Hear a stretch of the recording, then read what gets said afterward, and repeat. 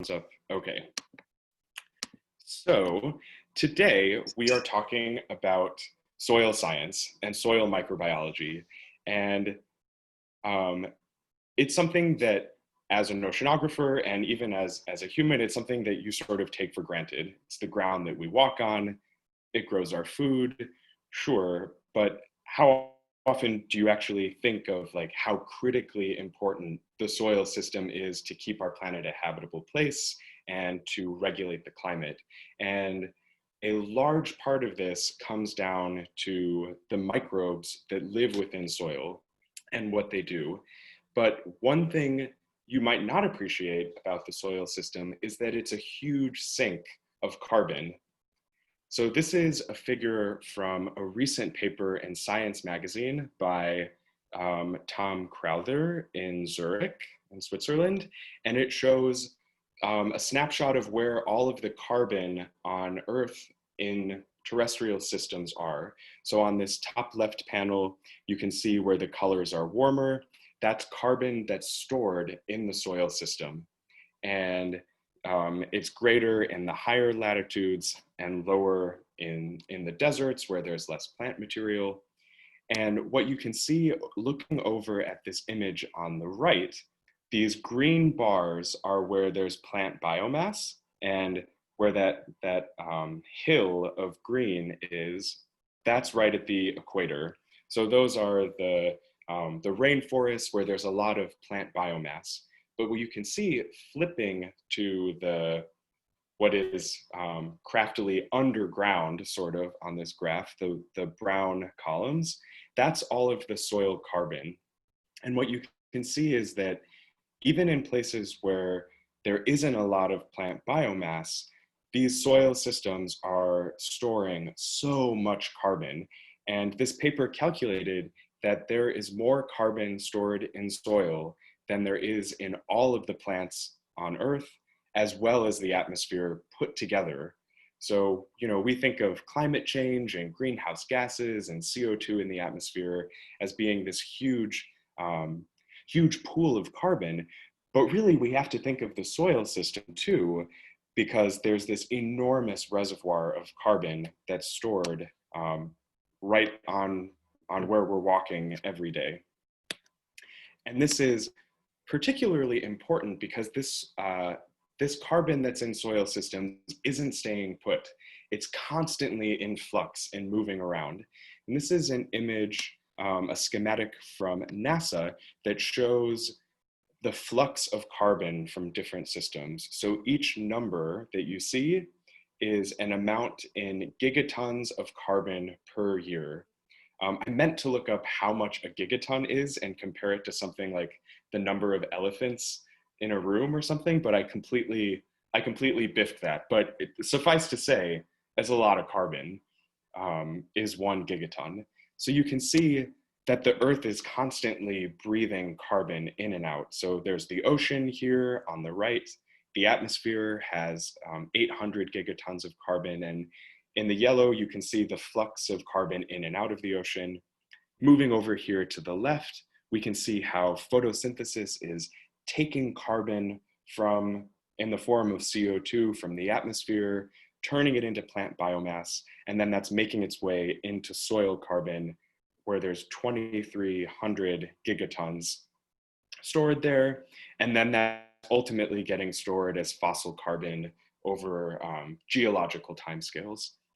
And there's also this arrow coming out of soil, which is caused by microbial respiration and decomposition, breaking down that carbon as they eat it, which we'll talk about in exquisite detail much later.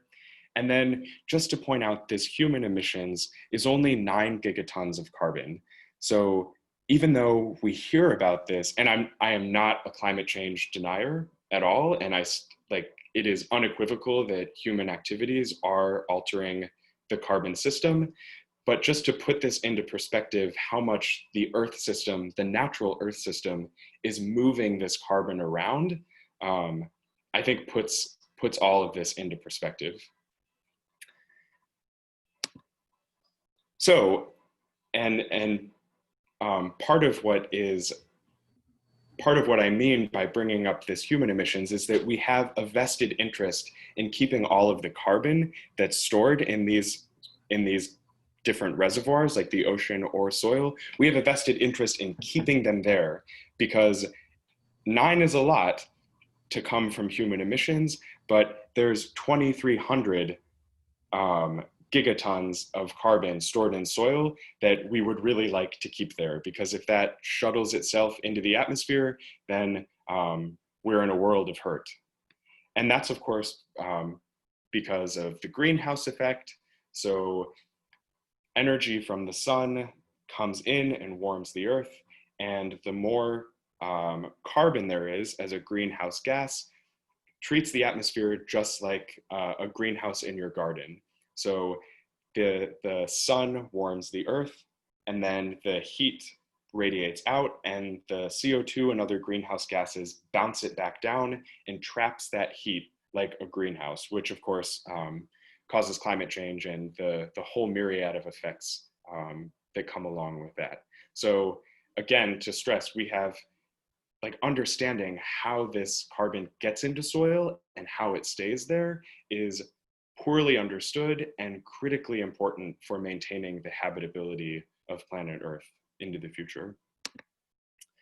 But here's another little diagram that goes into a bit more detail on what's going on here and how that carbon is moving from the atmosphere through plants and into the soil system. So plants are using soil energy, taking up CO2, producing oxygen as a byproduct of photosynthesis, and then they're turning that CO2 into sugars and carbohydrates and plant materials.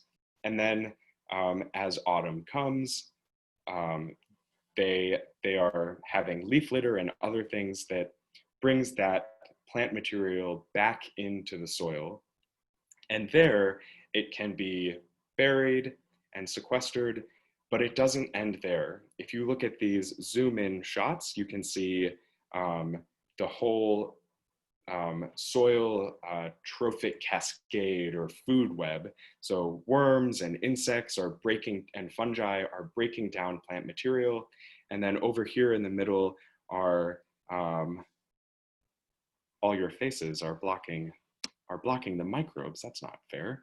So all of these colorful rods are bacteria that are further breaking down that, taking up and breaking down that carbon.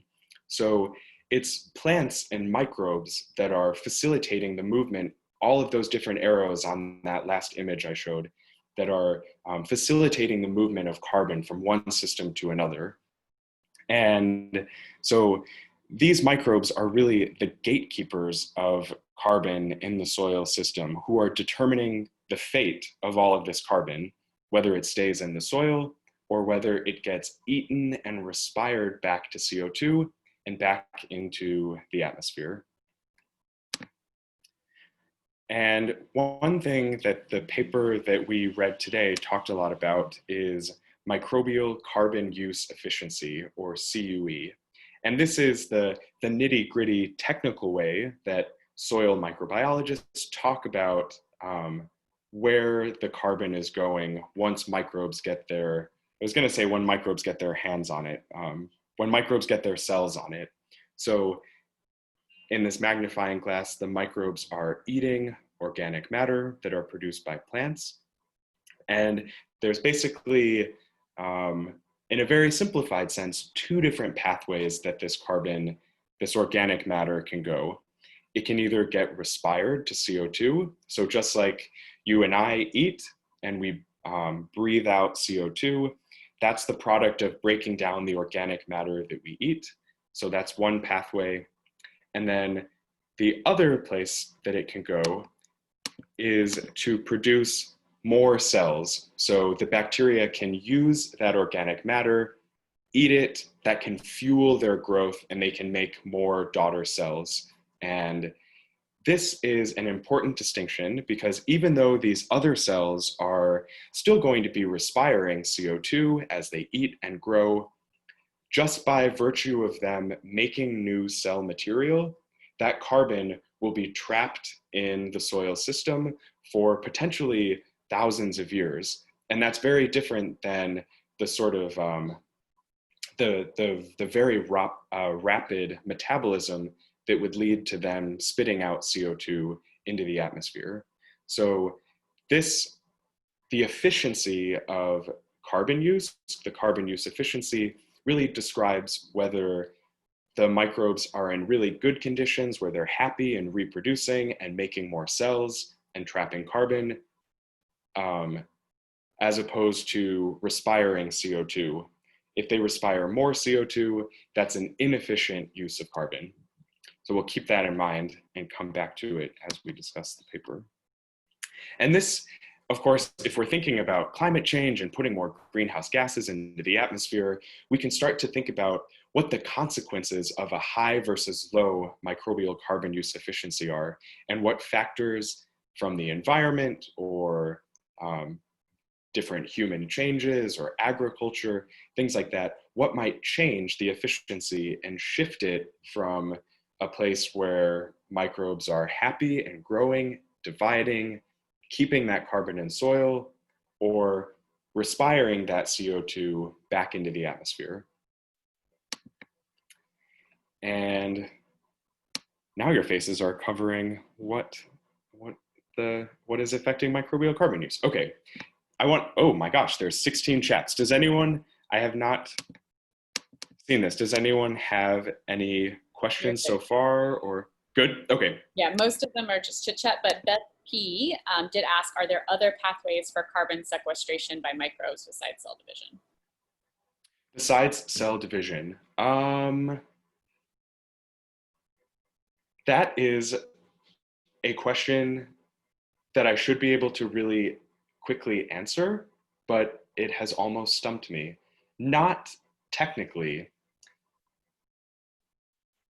I mean, there are, well, photosynthetic microbes can live in the soil, and so they are sequestering carbon because they are taking in CO2 as well. So that's an alternate pathway that sort of is tied with cell division, because photosynthetic microbes would be photosynthesizing and making new cells,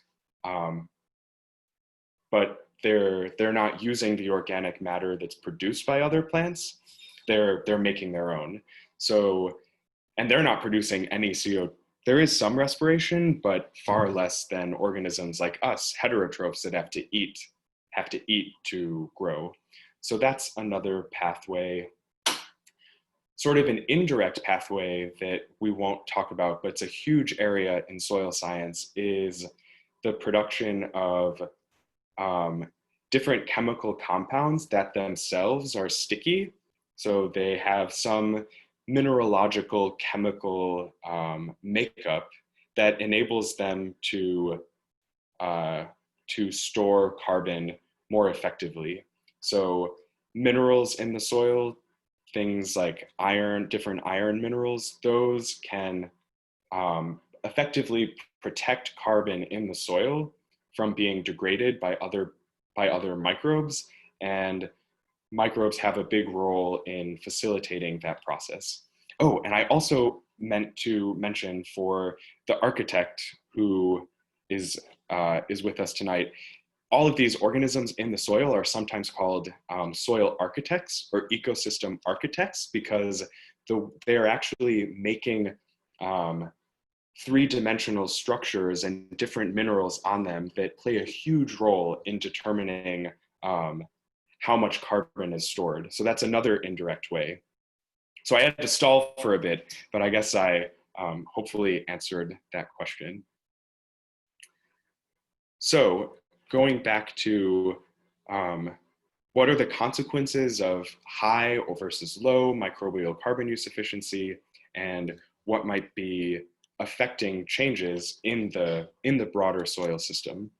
So obviously rising temperatures, this can both decrease and increase carbon use efficiency for microbes. So it can decrease it, because if you warm up the temperature beyond what microbes are adapted to survive at, that can make their it can be stressful for their physiology. And so they become slower, a little bit more sluggish, and less likely to divide and more likely to be able to keep their own personal survival gears churning, which would lead to more CO2 respiration and less cell division.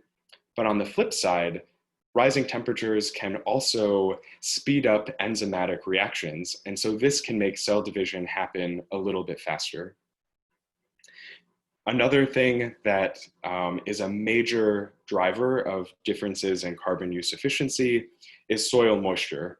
And this you can think about like if you have mold growing or something, like wet conditions enable microbes to grow. They need water. It's a critical facet of all life, and including microbial life. So drought conditions, decreasing soil moisture, again, that's a stressful condition for microbes, and it can decrease their carbon use efficiency. They go into survival mode. They're just respiring, they're not dividing.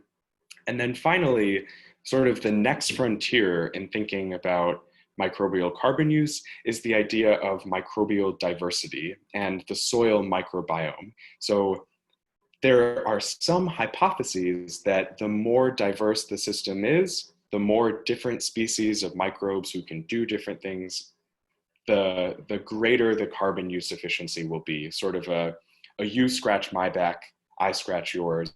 Let's keep the system, the gears of the system churning really effectively. And this hasn't been studied in soil systems as much. Soil systems are super, super complex. They're some of the most diverse microbial systems that you could find in the environment.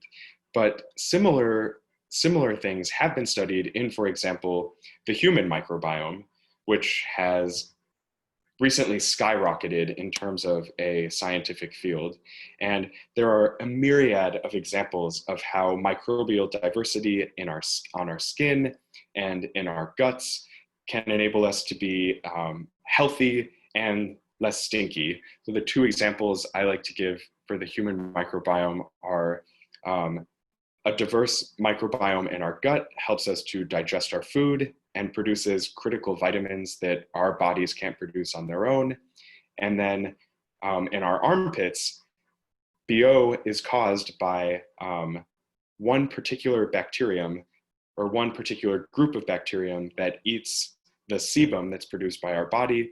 And when you put on deodorant or clean your armpits really thoroughly, the quickest microbe to grow back is this stinky microbe. And so if we had a more diverse armpit microbiome, we might be less stinky. And there actually are probiotic deodorants that you can buy. I have not tried them, but who needs deodorant anymore now that we're all in lockdown? So a major limitation to understanding all of these different dynamics is that everything in the soil system is interconnected. Rising temperatures are accompanied by more frequent drought and vice versa, and no one knows how this changes microbial diversity. And that brings us to the paper that we're talking about today. But before we segue into talking about that, does anyone have any questions or comments or things they want to share? Find the chat window. Talking about today, looking at the combination of all of these different effects that we talked about and how that drives carbon use efficiency in a model soil. So I just pulled from the introduction of this paper that was just published last week, that the goal of this study is to look at the response of carbon use efficiency to the combined effects of temperature, moisture, and microbial diversity loss and community composition to effectively figure out how do all of these different factors influence where the carbon in soil is going. And these researchers were the first ones to combine all of these different factors in soil system. And by using a model soil, they were able to drill down into the nitty gritty in a very controlled system and figure out what was going on. So when I saw this paper, I was super impressed by their experimental design, mainly because it was immense, and I can't imagine the amount of work that would go into this, but they went to the Harvard Forest Long-Term Ecological Research Site, which is just up north from us here in New York City. It's a place that has been studied for years and years as a long-term site, and lots of students go out there and conduct research. It has a huge compendium of data going back many years through many aspects of soil science and ecology and atmospheric science. But they just took what I'm assuming is several buckets full of soil, and then they performed all of these different diversity manipulations. So their goal was to change the microbial composition of those soils. So if we're looking all the way over here on the right, they started out with deciduous forest soil from the Harvard Forest, and then they put it through all of these different procedures to dilute the amount of bacteria that are in the soil by 10 to the negative third and 10 to the negative fifth. So reducing by several orders of magnitude the amount of bacteria that are present. They did another treatment where they killed got rid of all of the fungi by filtering through a 0.8 micron filter. So bacteria are on average 2 to 3 microns. So they should, wait, bacteria should be, I'll have to look at the methods. I'm just noticing bacteria should have, I wonder if this is a typo in their figure, because if they wanted the bacteria to go through, they would have to do this at a different size. I'll get back to you on that. But they did filter in such a way that they separated out the bacteria from the fungi. So we'll figure out what their methods were for that. So that was one treatment, bacteria only. And then they also did a treatment where they killed everything that wasn't a spore. And they probably did this by boiling or heating or UV light, something that would get rid of all but the most hardy bacteria that were in spore form. So they have all of these different diversity manipulations. And they also looked at different concentrations of water to simulate a drier condition and a wetter condition. And then they had 2 different temperature conditions, 15 degrees Celsius and 25 degrees Celsius. And then they put all of this together in a multifactorial design with technical replicates and ended up with this immense amount of samples that you can see after their experiment, representatives from each one lined up here below. Let me just move your faces. So this is an immense experiment that they incubated for 20 days, and then they went about assessing what the microbial carbon use efficiency was in each of these samples. And then they wait for 120 days. It's a long time. Kyle, can I ask a question for clarification about the of course setup? Mm-hmm. So in B, it looks like they have all these different conditions, but some of them are like the same, not like 30% WHC and 60% WHC, maybe that's water table content or something. Mm-hmm. 15 degrees or 25 degrees. Was this done subsequently? I don't understand how the boxes relate to one another. Do all of those in column B, or is that subsequent treatments? Are we looking across the rows? So it's each one. So can you see my mouse cursor on the screen? Yeah. So each one of these, each column is a different diversity treatment. So there is the unfiltered, just the raw soil, unamended. There's the 2 dilutions of bacteria. There's the bacteria only that we will check their filter size when I have a moment. And then there's the spore only. And then going across, they altered the light blue is the different soil moisture content, low and high, and then the different temperature content or different temperature settings within there. So I think there are no repeats. Are there? This is so that we're looking at this almost like a bird's eye view of all of these different things. I was thinking they were columns, like a parfait for seeing, right? Like, and I was like, how can 15 degrees and 25 degrees be? I understand now. Got it. Yeah, no, okay. It took me, when I was reading this the first time, I was like, what are these shapes in these boxes? I was like, the field with every one is its own sample. Cool. Yeah. All right. Thank you. Yeah. Sorry, that was it. And you probably figured that out right when I started, and then you had to listen to my long-winded explanation.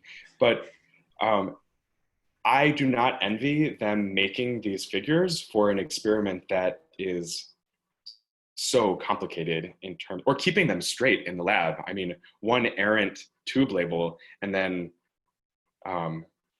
you're screwed for the whole experiment. So but this, I think part of the reason why this study was so impressive is that it's just a massive amount of different controlled samples. Okay, so let me move forward. Lots of different samples, and then they wait 120 days. Some poor grad student doing nothing while this is happening. And then they start running these samples and figuring out what was going on. So I can't actually see because I have the chat open and your faces. This is a constant theme. So first they looked at, were they able to successfully alter the microbial diversity within these treatments? So this is, you can imagine, lined up underneath those parfaits that Julie mentioned. So in the undiluted treatment, that has the highest diversity, which is what we would expect. They didn't manipulate that at all.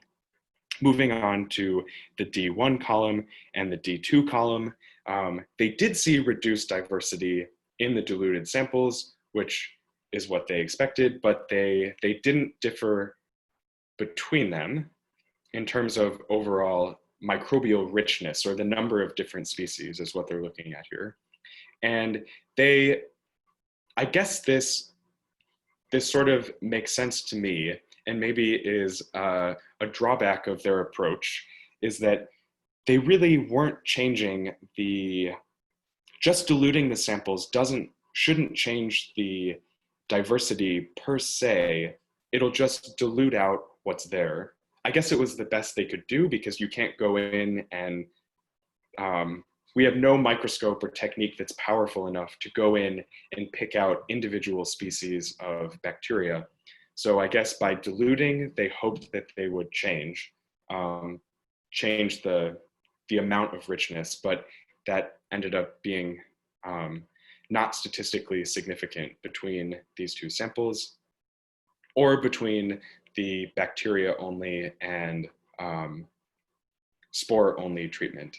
So, but suffice to say, they were able to change the diversity a little bit compared to the undiluted sample.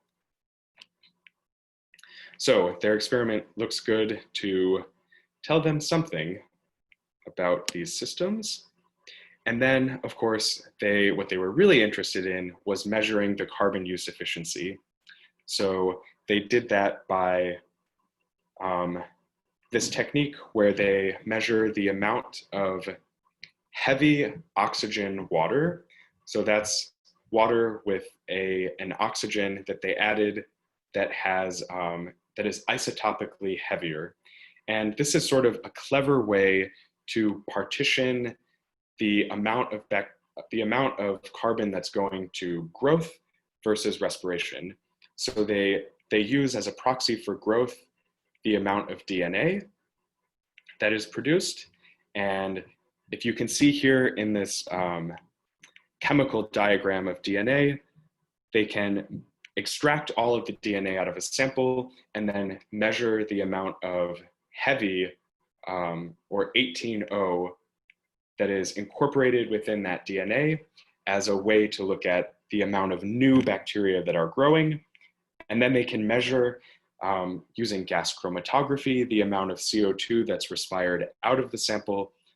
And then they can do this little equation and end up with the carbon use efficiency.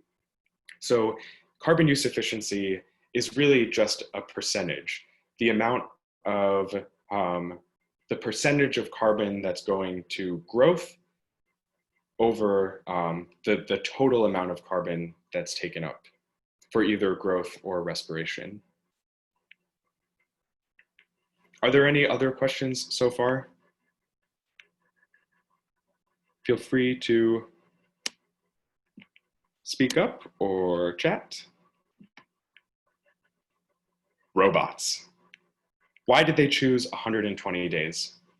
That is a good question. I imagine that it was some combination of this is long enough to see the answer that we want, but not long enough that we would make our grad students go to a different lab and no longer work with us. I think it was probably enough time for them to see a difference, but not so much time that other ancillary factors, or anytime you're doing something in culture, you run up against the fact that critters, microbes don't like to be in culture. So you will have the weeds that start to grow and take over and skew your results. And I imagine this was the happy medium between seeing the answer and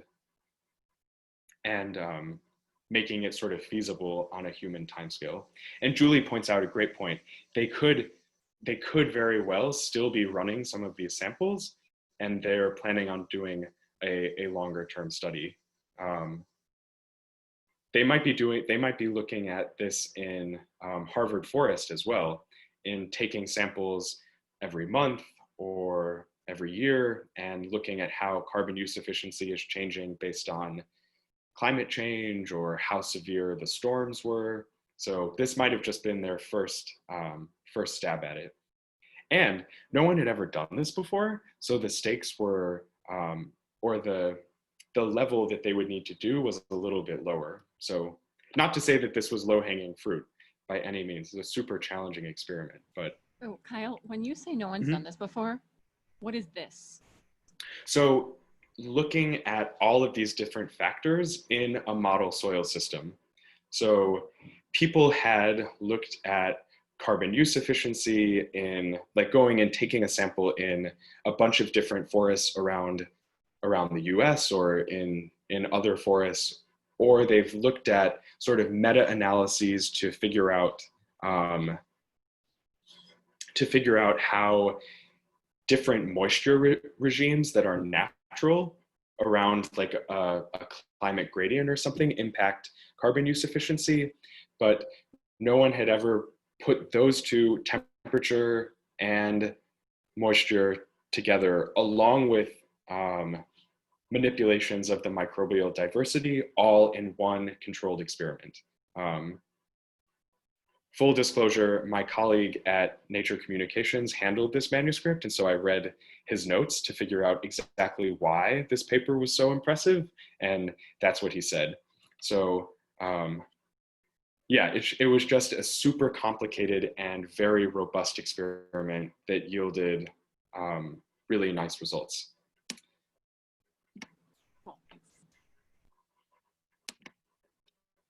So now the thing that the whole study is really based on is how are all of these different manipulations and diversity impacting carbon use efficiency?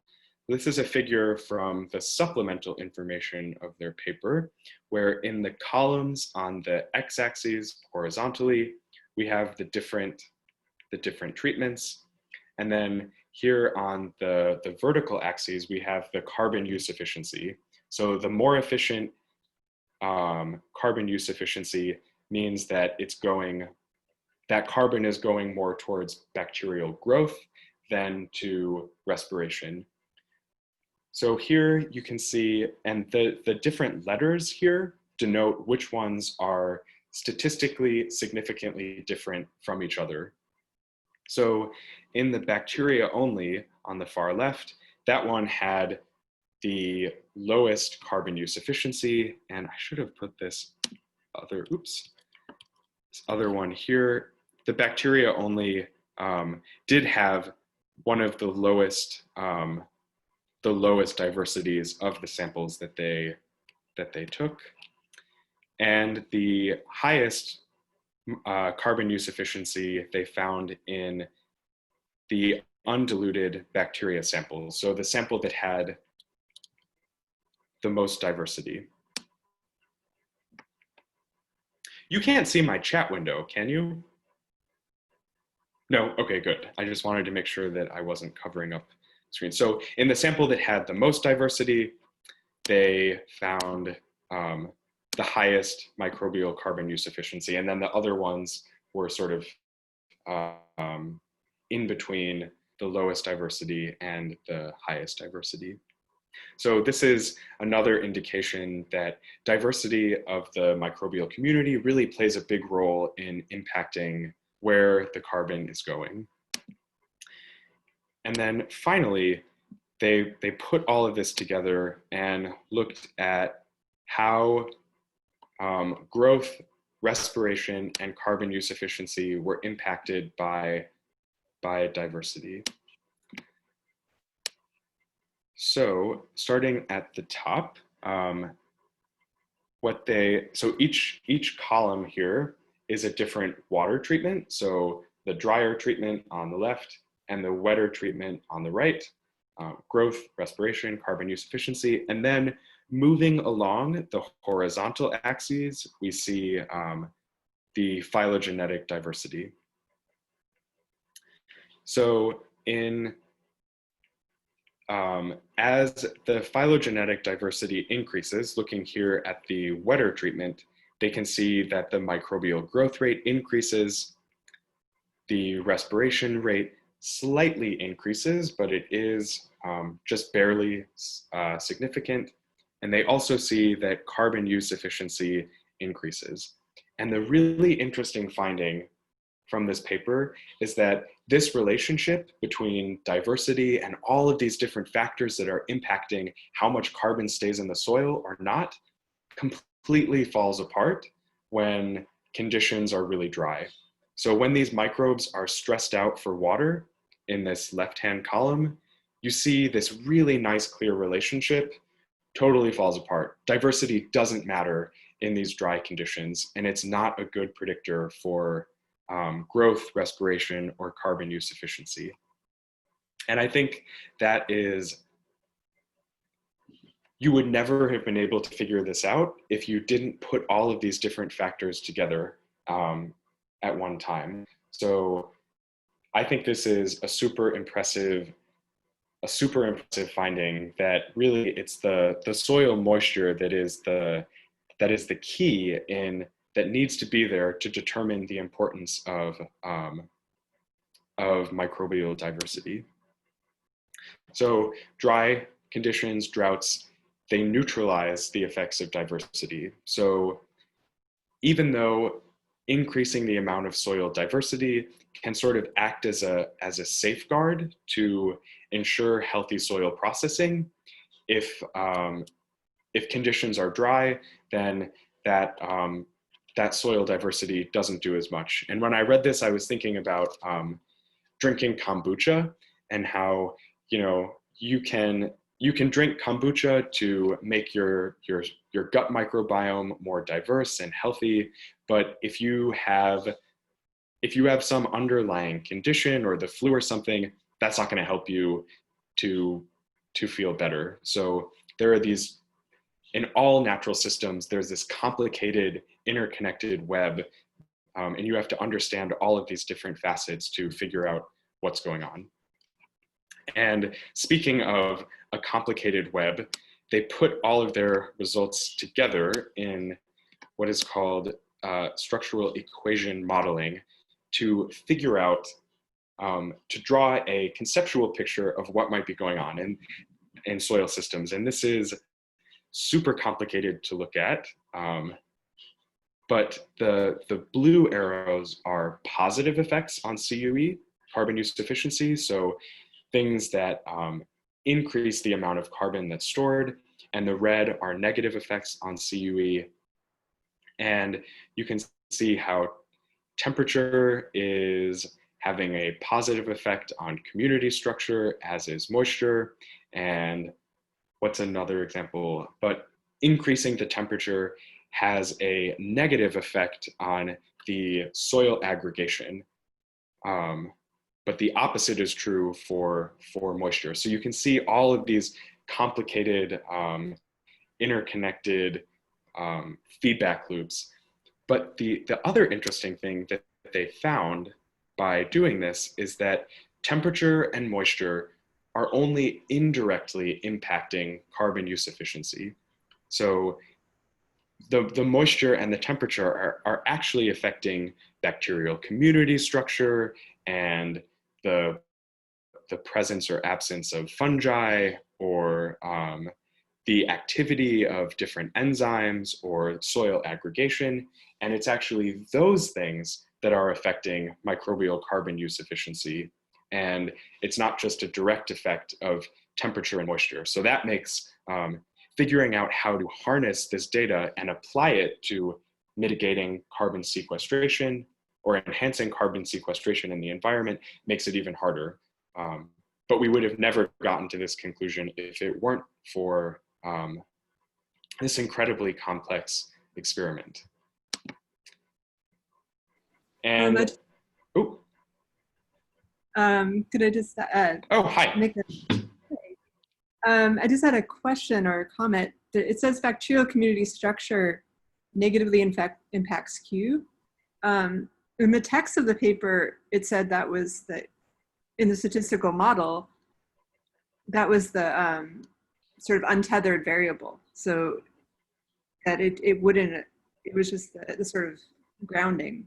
So it wouldn't affect that, but they have it in here as a negative effect. So it just kind of contradicted as far as my quick reading went. I was just wondering if you looked at the community structure versus. Yeah, I might. So I can't rattle off an exact definition of community structure. One of the things that I didn't talk about, because it was another facet of their paper, is they also looked at what happens when you take soil microbes, take one sample that's growing at 15 degrees and 30% humidity, and then you switch it to 25 degrees and the wetter condition, how that switch on the short term impacts microbial carbon use efficiency. And they also looked at how that changed the community structure, or the stability of the community within that sample. And so that might be feeding into this result, instead of in addition to the facets of their experiment that we talked about previously. But hopefully that probably did not answer your question super well, but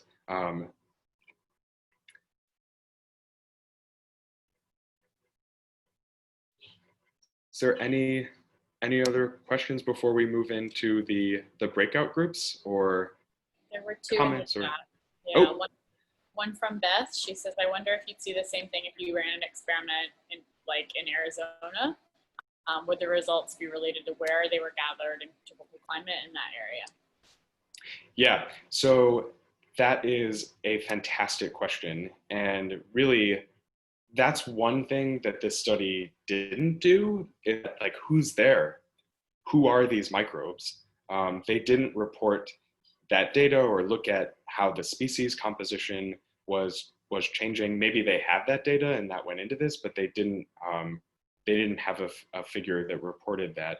So for sure, if you are a bacterial community that is adapted to living in hyper-arid conditions or like a tropical rainforest or something, that would definitely alter your ability to respond to these things. So these results are really only indicative of like a deciduous higher latitude forest system. But the interest in looking at, even though this is just a snapshot of one type of environment, if you remember from one of the first figures I showed, the majority of carbon in soil systems is stored in soil systems that are just like the conditions at the Harvard forest. So if you were going to pick an important place to look first, it would be this type of environment. So I'm guessing that's why they chose that. And then there's another question about soil aggregation score. So that is a measure of how clumpy the soil is. So is it like a fine sand, or is it sort of held together in little aggregates or clumps? And did they identify species? They didn't talk about that in the main paper, but maybe they have species composition in they have OTUs. So really they're just using that as a metric of how diverse is the sample. So an OTU is an operational taxonomic unit. So it's basically, I guess, biologists speak for like a raw diversity score, basically. Each OTU you can sort of consider as a different species, but they don't talk about like, oh, we see gamma proteobacteria or Bacteroides or different firmicutes or different species of bacteria that we do have an idea of the different things that they can do, different species can do in the environment, but they didn't go into that detail. But if they have the OTUs, they have that data, but maybe they're saving it, like Julie mentioned, for a different paper. So if there are no further questions, but I will give you a few moments to think up any. Beth has provided a link to their data set. So if you are an intrepid budding bioinformaticist, you can go in using this link. And if you've taken maybe the biohacker bootcamp, it will have given you the tool set to answer some of these questions. Report back next month.